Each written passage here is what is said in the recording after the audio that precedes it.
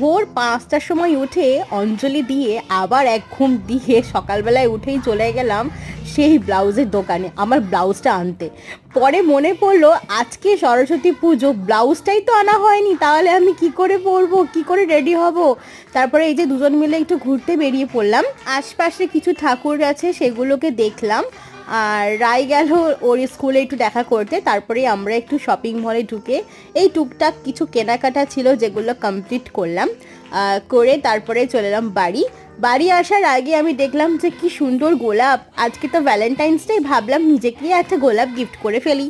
তো গোলাপ কিনে তারপরে এখানে আজকে বর্দা ভাই বললো যে এখানে খাওয়ার জন্য, তো কড়াইশুঁটি কচুরি, ছোলার ডাল, আলুর দম, রসগোল্লা, উফ অসাধারণ লেভেলের প্রত্যেকটা আইটেম ছিল, যেমন কড়াইশুঁটির কচুরি, ছোলার ডাল, তেমন আলুর দম, জাস্ট ফাটাফাটি। সরস্বতী পুজোর লাঞ্চ জাস্ট দুর্দান্ত।